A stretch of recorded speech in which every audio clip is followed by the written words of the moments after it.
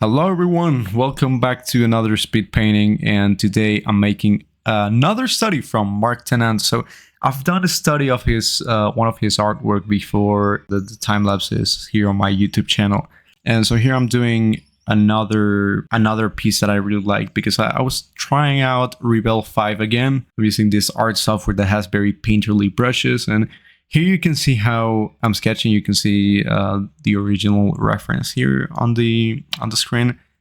And here I'm just doing like an underpainting.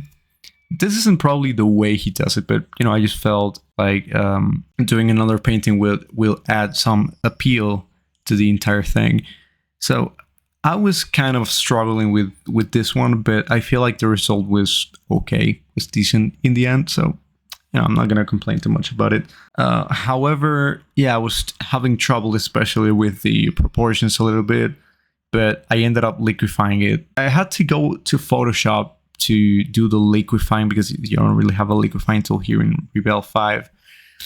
So yeah, I might probably talk a little about my painting process here. So I'm doing this underpainting, which is basically using value to kind of show the darkest areas, which is basically like almost like a value distillation, but you do like doing a little bit of blending here.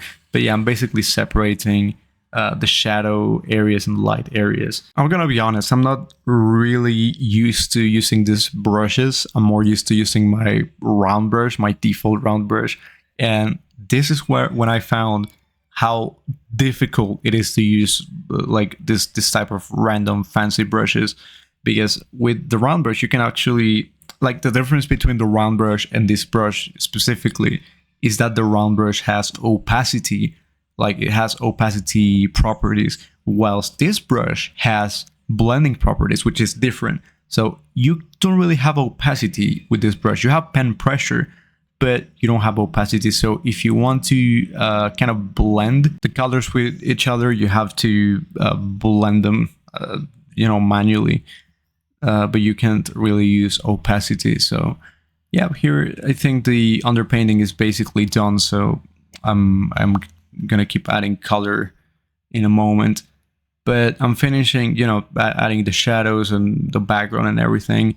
So the problem with making this very detailed underpaintings and using the value like this in this way is that sometimes you might get a little hesitant to add color.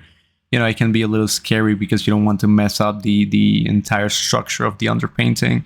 But yeah, this is why in this case I basically started with the background, because that felt like the least intimidating thing to do. And picking colors it was also giving me a little bit of trouble for some reason. Like I feel like I'm way too used to the color triangle, and now that I'm trying the color rectangle thing, the color square, which is still color wheel, and I thought okay, it's fairly similar, it shouldn't give me that much trouble. For some reason it's just way too different. It's a lot less intuitive in my opinion than using the color triangle. So yeah, I would recommend using the color triangle over the color square or the color circle. I think the color circle thing that you have in Procreate, that just throws me off. It makes my color decisions a lot, takes a lot more time to get the color that I want. The final colors probably ended up looking a little bit more saturated. So here I'm starting to add color on the actual skin tones and the values. But again, it was extremely difficult, and I had to learn to be very subtle with my blending and get it to the point that I wanted.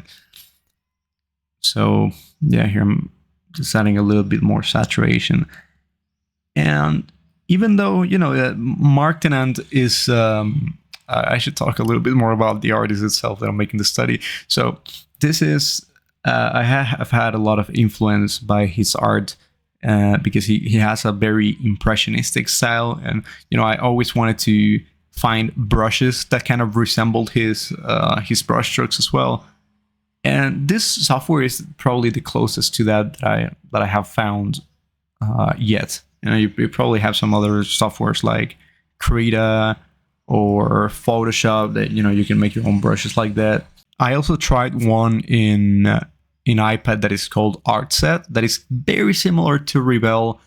I think in Procreate you can also make brushes like this, but I'm not very sure. But yes, here you might see how the entire thing kind of liquefies itself, but it's just me like going into Photoshop and doing it manually, because I can notice, okay, I messed up here. Fine, I'm just gonna fix it. You can't be afraid of fixing things, liquefying things. Liquefying is not cheating at all. Like if you notice, okay, something's looking off, I can fix it. It's the fact that you notice that you were able to identify that something was looking off, and then you go on and fix it. That is actually the hard part of things. So yep, here I'm changing the colors a little bit. I'm again probably making the colors a little bit more saturated, but I'm trying to make the hues similar. Having the hues look spot on, like having this purplish and reddish tones. And I added a little blue on the arm as well. Just kind of have this harmony of colors and stuff. But yeah, I was having a hard time, and for a second I thought I actually took a break from this. I took like one entire day, by just not looking at the entire thing. Sometimes that's everything it takes, just taking a break and coming back with fresher eyes. But in my mind, I was okay. I gotta trust the process. As long as I keep adding brush strokes, I keep polishing the shapes, the values, smoothing things out, everything is going to look the way I visualize it and what I want it to look like. So yeah, around this point is when I took the break. Then I came back and, I was a little bit more warmed up, so, I could make better decisions. And, I was also practicing the blending and being subtle with this brush, which is kind of weird. This brush is so weird because you have to press lightly. So the trick with this brush is that you press lightly whenever you want to blend the color, or you can also change to like a blending tool, which it works the same way, but it's kind of more work. But yeah, then I started see this type of areas like the face, the hair and the hand are very simplified. I end up going over those areas afterwards, to kind of make them a little bit more finished. And yeah, from this point, again, it's just rendering stage, polishing the values. Well, the values are already mostly established, but, polishing the shapes basically and adding more depth, a little bit more depth, zooming in.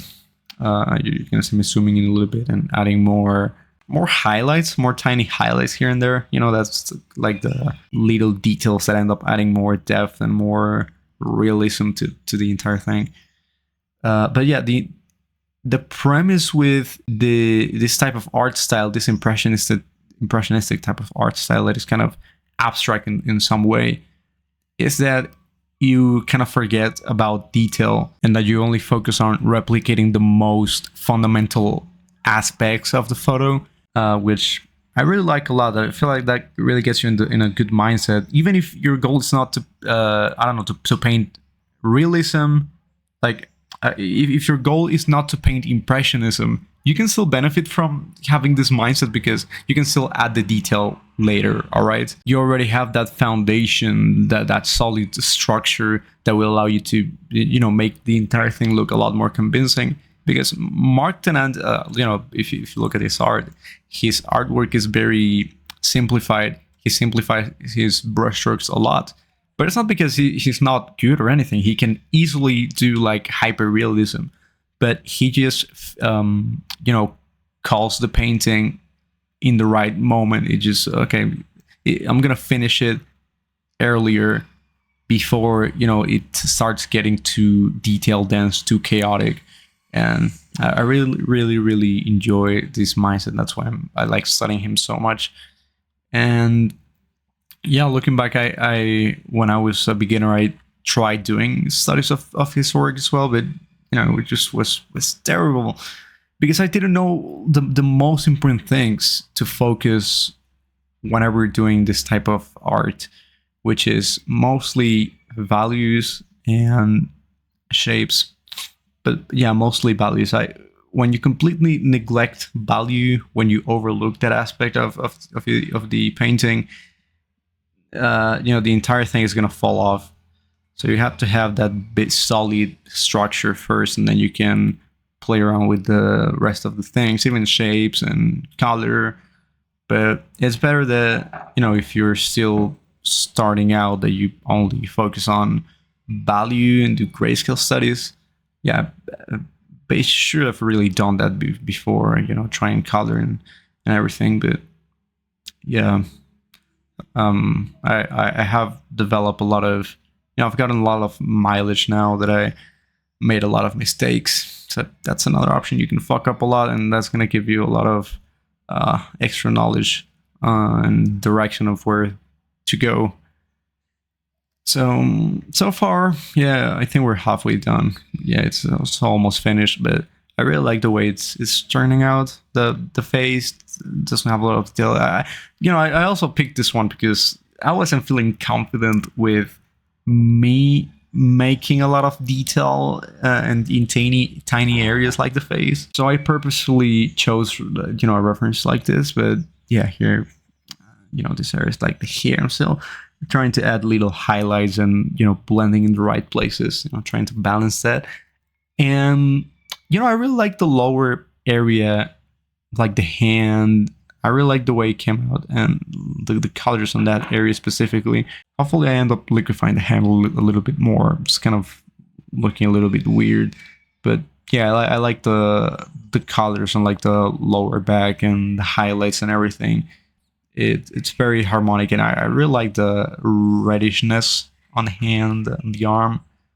But yeah, I wasn't very happy with other things. Like, I feel like the brushwork is very messy. It's probably messier than I wanted it to be. I still have to mess around with the proper brush setting, so I still need to figure that out. But very satisfied with the way it turned out. Yeah. So as you can see here, this is the final result. This is the final piece, final study. Well, you can compare it here with the original, and you can see probably a few flaws and proportion. Probably, I try to adjust it. I try to make it accurate. That's why I did the underpainting, because sometimes I also feel like just doing a painting right away without sketching, without any planning, and I have to adjust the proportions later on. So it's kind of annoying. If you like my art and you want to learn art from me, I'm doing one-to-one coaching sessions. And so I basically teach you to paint just like this, and I tell you what you should focus on depending on, the point that you want to get to. And I give you feedback on every single thing that you do. So if you're interested, be sure to check that out. It's on the top link in the description. See you in the next video.